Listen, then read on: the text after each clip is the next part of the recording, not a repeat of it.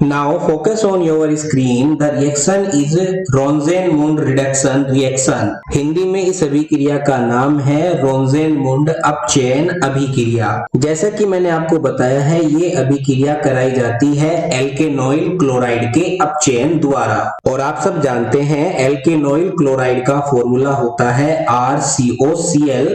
तो ये फॉर्मूला बन गया यहाँ पर एल्केनॉइल क्लोराइड का, जिसको मैंने यहाँ पर हाईलाइट किया है। और आप सब जानते हैं हाइड्रोजन का जुड़ना कहलाता है रिडक्शन अर्थात अपचयन। तो हमने यहाँ पर क्या किया, एल्केनॉइल क्लोराइड का अपचयन कराया, जिसको कहा जाता है रोन्जेन-मुंड अपचयन अभिक्रिया।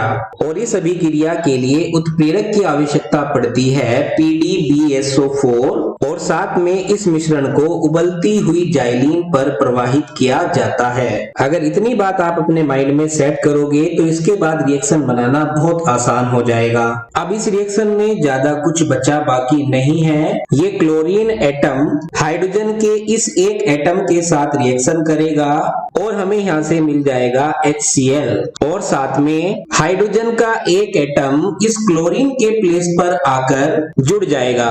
दैट मीन्स हमें यहाँ से मिल जाएगा RC डबल बॉन्ड O और इस कार्बन की वैलेंसी पूरी करेगा ये हाइड्रोजन एटम, अर्थात हमें इस अभिक्रिया में एल्डिहाइड प्राप्त हो जाएगा। तो आपको यहाँ पर याद रखना है, जब भी आपको एल्केनॉइल क्लोराइड से एल्डिहाइड प्राप्त करना हो तब आप रोन्जेन-मुंड रिडक्शन अभिक्रिया का प्रयोग कर सकते हैं। अब एग्जाम में एक क्वेश्चन बहुत इंपॉर्टेंट होता है रोन्जेन-मुंड रिडक्शन पर आधारित, एसिटिल क्लोराइड से एसिटल्डिहाइड कैसे प्राप्त किया जाएगा, या फिर ऐसे पूछ सकता है एथेनॉइल क्लोराइड से एथेनॉल कैसे प्राप्त करेंगे।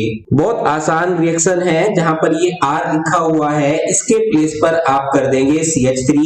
तो आप देखिए आपको क्या फॉर्मूला मिलता है, CH3COCl। ये फॉर्मूला होता है एसिटिल क्लोराइड का या एथेनॉइल क्लोराइड का। जब आपने क्रिया कारक में R के प्लेस पर CH3 किया है तो आपको उत्पाद वाले प्लेस में भी CH3 करना पड़ेगा। तो हमें ये फॉर्मूला जो मिलता है ये एसिटल्डिहाइड का या फिर हम कह सकते हैं एथेनॉल का है। तो रोन्जेन-मुंड अभिक्रिया के द्वारा हम एसिटिल क्लोराइड से एसिटल्डिहाइड आसानी से बना सकते हैं। अब इस अभिक्रिया पर आधारित दो छोटे क्वेश्चन होते हैं जो बोर्ड एग्जाम के पॉइंट ऑफ व्यू से बहुत इंपॉर्टेंट होते हैं। क्या हम रोन्जेन-मुंड अभिक्रिया के द्वारा फॉर्मेल्डिहाइड, जिसका फॉर्मूला होता है HC double bond O single bond H अर्थात HCHO का निर्माण कर सकते हैं? तो हमारा आंसर होगा हम रोन्जेन-मुंड अभिक्रिया द्वारा फॉर्मेल्डिहाइड का निर्माण नहीं कर सकते। क्यों नहीं कर सकते, उसके पीछे का कारण भी आप ध्यान से समझेंगे। अब यहाँ पर आप सोचेंगे कि ऊपर वाली अभिक्रिया में जहां पर CH3 लिखा हुआ है, यदि हम यहाँ पर H कर देते हैं तो हमें एल्केनॉइल क्लोराइड का पहला सदस्य है जिसका नाम होता है फॉर्मिल क्लोराइड और IUPAC नाम होता है मेथेनॉइल क्लोराइड, जिसका सूत्र होता है HCOCl प्राप्त हो जाएगा। अब इस रिएक्शन को अगर हम आगे कंप्लीट करते हैं तो प्लस करेंगे यहाँ पर H2, अभिकर्मक हम यहाँ पर लेंगे प्लेडियम के साथ BaSO4 और साथ में लेंगे उबलती हुई जाइलीन। इसको आप एज इट इज लिख सकते हैं यहाँ पर। तो यहाँ पर आप सोचेंगे कि Cl से यदि हम इस H की रिएक्शन करा देते हैं तो बन जाएगा HCl और साथ में हमें यहाँ से मिल जाएगा H single bond C double bond O single bond H, अर्थात हमें यहाँ से मिल गया ये फॉर्मेल्डिहाइड, यदि हमने एल्केनॉइल क्लोराइड के रूप में HCOCl यूज किया है। परंतु मैं पहले भी आपको बता चुका हूं HCOCl कमरे के ताप पर, जिसको इंग्लिश में बोलते हैं अपन रूम टेम्परेचर पर, ये होता है अनस्टेबल। जब ये होगा कमरे के ताप पर अनस्टेबल तो ये अभिक्रिया में पार्टिसिपेट ही नहीं कर सकता। जब ये पार्टिसिपेट नहीं करेगा तो हमें उत्पाद के रूप में फॉर्मेल्डिहाइड नहीं प्राप्त हो सकता। तो एक नंबर का ये बहुत इंपॉर्टेंट क्वेश्चन होता है कि रोन्जेन-मुंड अभिक्रिया में हम फॉर्मेल्डिहाइड का निर्माण नहीं कर सकते, क्या कारण है? तो आप एक ही लाइन में आंसर वहां पर लिख के आ सकते हैं कि फॉर्मिल क्लोराइड या इसको बोलते हैं मेथेनॉइल क्लोराइड कमरे के ताप पर अस्थायी होता है, जिसके कारण हम रोन्जेन-मुंड अभिक्रिया द्वारा फॉर्मेल्डिहाइड या मेथेनॉल का निर्माण नहीं कर सकते।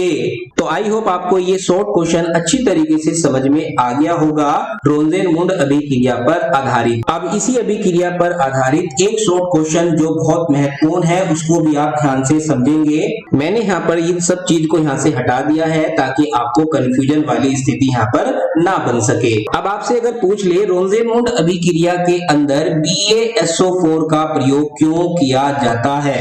अच्छा क्वेश्चन होता है कि रोंजेनमुंड अभिक्रिया में BaSO4 उत्प्रेरक का प्रयोग क्यों किया जाता है। चलो मैं इस क्वेश्चन को आपको इस तरीके से समझा देता हूँ। हमने यहाँ पर ले लिया एल्केनॉइल क्लोराइड RCOCl, इसका आप चयन करा रहे हैं, इसका मतलब हमने ले लिया यहाँ पर हाइड्रोजन। इस अभिक्रिया में मैं BaSO4 का प्रयोग नहीं करने वाला हूँ, ओनली प्रयोग करता हूँ प्लेडियम का। तो आप देख सकते हैं ये अभिक्रिया है हाइड्रोजनीकरण की, जिसमें उत्प्रेरक लिया गया है प्लेडियम और हाइड्रोजन का जुड़ना है हाइड्रोजनीकरण, या हम इसको कह सकते हैं ये अभिक्रिया है अपचयन की। तो हमें यहाँ से प्राप्त होगा RC double bond O single bond H, अर्थात ये प्राप्त हो गया हमें एल्डिहाइड और साथ में HCl यहाँ से निकल जाएगा। अब चूंकि आपने इस अभिक्रिया में BaSO4 का प्रयोग नहीं किया, ये आपने यहाँ पर लिया है एब्सेंट, यानी ये अनुपस्थित है। इसका अर्थ होगा कि बनने वाला जो एल्डिहाइड है इसका वापस हो जाएगा अपचयन प्लेडियम की उपस्थिति में, अर्थात यहाँ पर हो जाएगा हाइड्रोजन का योग और ये दो हाइड्रोजन आपको दिख रहे हैं, इनमें से एक जुड़ जाएगा इस कार्बन एटम के साथ और दूसरा जुड़ जाएगा इस ऑक्सीजन एटम के साथ। तो हमें यहाँ से प्राप्त हो जाएगा RCH2OH, अर्थात हमें अल्कोहल प्राप्त हो जाएगा।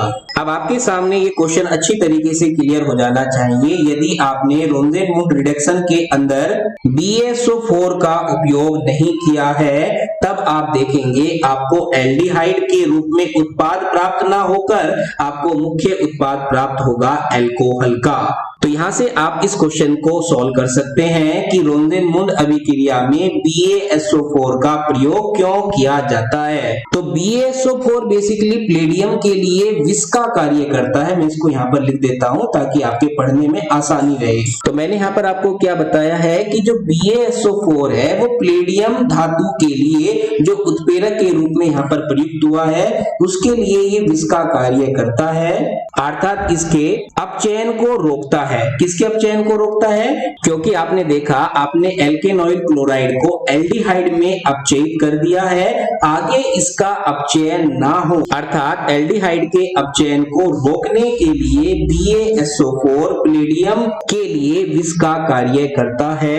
और जब इस अभिक्रिया में आपने BaSO4 प्रयोग किया है तो आपका एल्केनॉइल क्लोराइड का अपचयन होकर आपको एल्डिहाइड प्राप्त हो जाएगा। कब प्राप्त हुआ? जब आपने इस अभिक्रिया में BaSO4 का प्रयोग किया है। और यदि आपने प्रयोग नहीं किया है तो आप देखेंगे आपको मुख्य उत्पाद के रूप में अल्कोहल प्राप्त हुआ है। तो आई होप आपको ये क्वेश्चन अच्छी तरीके से समझ में आ गया होगा। रोंजेनमुंड रिडक्शन रिएक्शन पर आधारित ये शॉर्ट क्वेश्चन होते हैं जो बोर्ड एग्जाम में आपसे पूछे जाते हैं। अब मैं रोंजेनमुंड रिडक्शन रिएक्शन की याद करने की आपको ट्रिक बता रहा हूँ ताकि आपके ये रिएक्शन आसानी से याद रहे। सबसे पहले आप देखिए स्टार्टिंग के 4 अगर लेटर लेते हैं तो ये नाम बनता है रोज। रोज के लिए आ गया यहाँ पर R, रोज को के लिए आ गया C डबल बॉन्ड O और कल का मतलब हो गया ये, अर्थात यहाँ पर कह सकते हैं रोज को कल। इतनी बात आपके समझ में आ गई होगी। क्या करना है कल को रोज के साथ? इसको पैदल, पैदल के लिए PD या फिर बस BAS बस, और बस में कितने पहिए होते हैं? 4। तो O बनाया गोलाकार पहिए के लिए और नीचे लगा दिया 4। और आपको पता होना चाहिए पैदल यानी PD जो होता है प्लेडियम, इसके मुख्य कार्य होता है हाइड्रोजनीकरण, अर्थात यहाँ पर हो जाएगा रिडक्शन H2 जुड़कर। अब इतनी बात अगर आपकी याद रहेगी तो आप आसानी से इस रिएक्शन को कंप्लीट कर सकते हैं। तो आई होप आपको ये ट्रिक अच्छी तरीके से समझ में आ गई होगी। रोज को कल या तो पैदल लेके जाओ या फिर बस जिसमें 4 पहिए होते हैं जो गोलाकार होते हैं, जो आपको प्रोवाइड हो सके। और यहाँ पर लेते हैं उबलती हुई ज़ाइलीन। तो आई होप आपको ये ट्रिक अच्छी से समझ में आई होगी और इंटरेस्टिंग भी लगी होगी, जिससे आप नेम रिएक्शन आसानी से याद कर सकते हैं। Okay bye.